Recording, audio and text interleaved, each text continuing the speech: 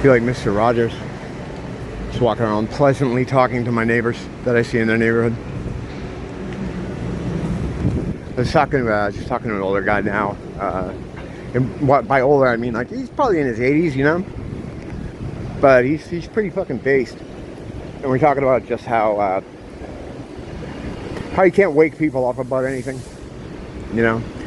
And he's like, yeah, I mean, they'll get mad at you. I'm like, I know. We're talking about how the first thing usually is ridicule. You know, they want to make fun of you, like, yeah, fuck yeah, blah, blah. And then they get mad, like, hey man, what the fuck? And then what they do is they stop talking to you. They marginalize you completely. And at that point, you become a non-factor, you know? I used to think this was bad. Like, fuck man, you can't deperson yourself with people in society. Once you're in the margin, no one's ever gonna listen to you. But over time, I've realized that's fucking fine. Because none of these people are gonna listen to you anyway. It doesn't matter what happens. You don't need to keep yourself from being depersoned. It's actually better to be depersoned, because they'll fucking leave you alone. Pardon me. I've been hitting Ross for action figures. They have a lot of stuff going real cheap right now. So I've been hitting there, just, you know, picking up random stuff I don't normally collect, but it just looks cool, so I've been getting them. Like, I'm not a Spawn guy, but this figure was awesome. And it was $4.99, so I got a couple of them, right?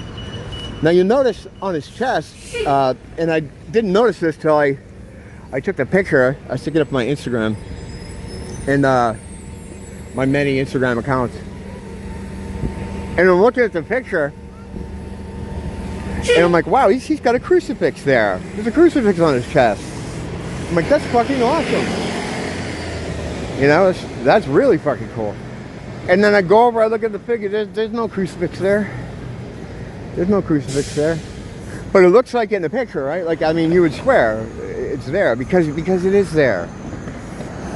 As schizo as it sounds, this is the way God tends to communicate with me, and a lot of other people too.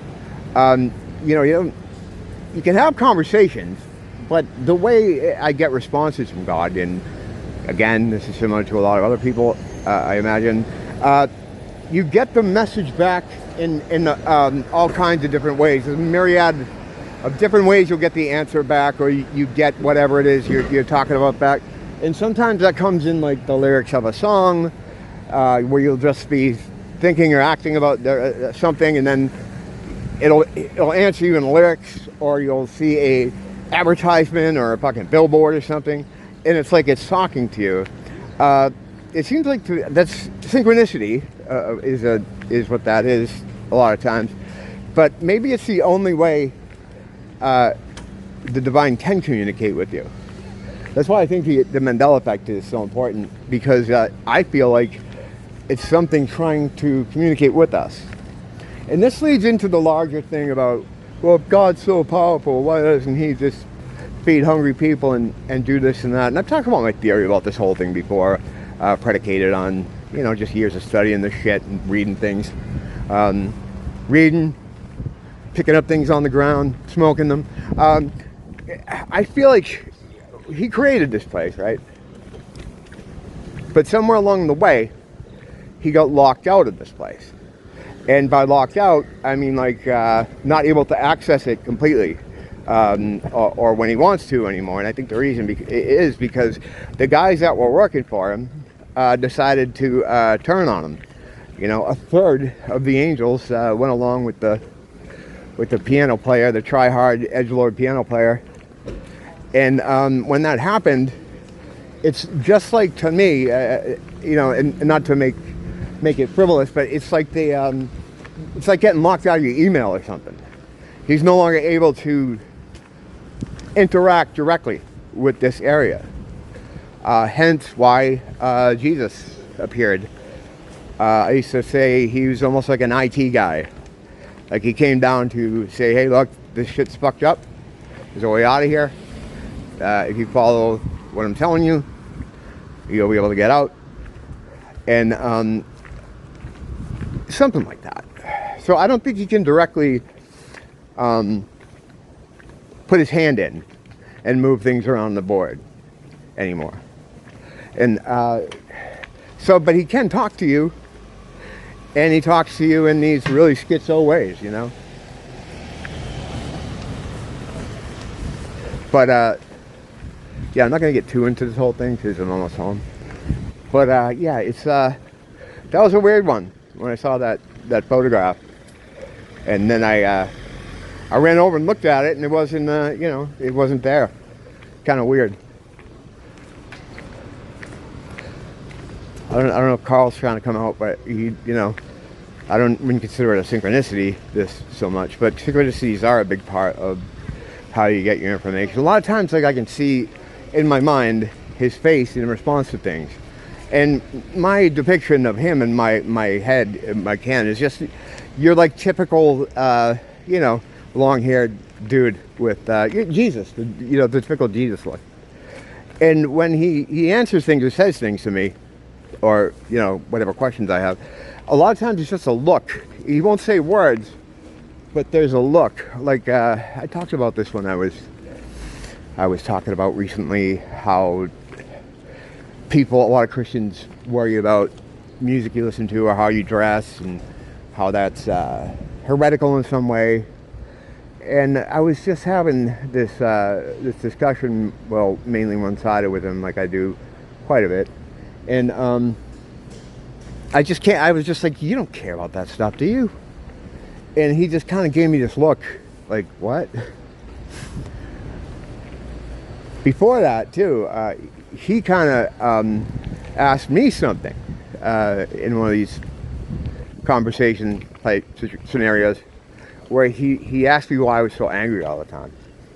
But he didn't say this. It was just a look, like, and it was not an angry look. It was like a bemusement, like, why are you so mad all the time? You know, they kind of almost like smirking, like funny. I still got to work out the anger thing. I'll get unreasonably mad about things I shouldn't even care about. You know, I always talk about it here, like, it's because it's funny, you know. I end up looking like a fucking psycho, and no one sees the instigating event, so I just look like a fucking psycho.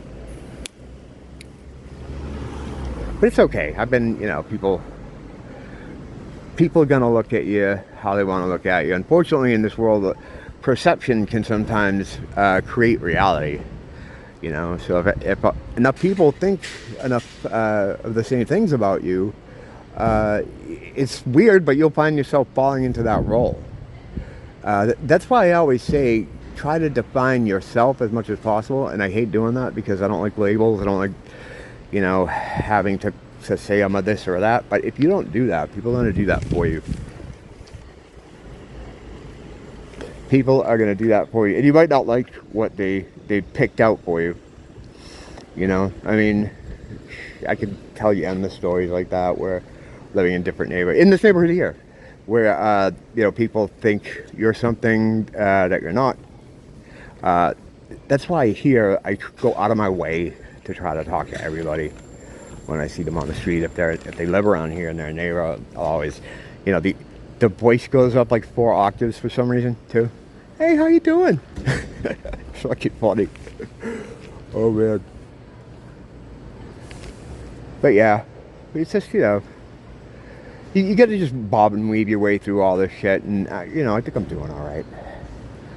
I hope everybody else is doing all right during this season. It's almost Christmas. A couple more days.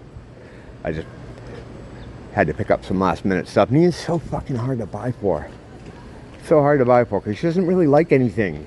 I've always tried to get her into like a hobby or something. She used to do art. She used to like paint and draw, and she kind of got out of that. And for like quite a few Christmases, I would buy her new art stuff to try to get her back into it. It would just sit in the closet. But I had a few good ideas this year, so hopefully they pan out. Hopefully she likes them. If not, she'll lie and say she does. So, and you know what? That's fine with me. I'm just looking for the positive response. You know, I think that's what a lot of us are just looking for. You gotta keep looking. Don't blame the teacher. Blame the school.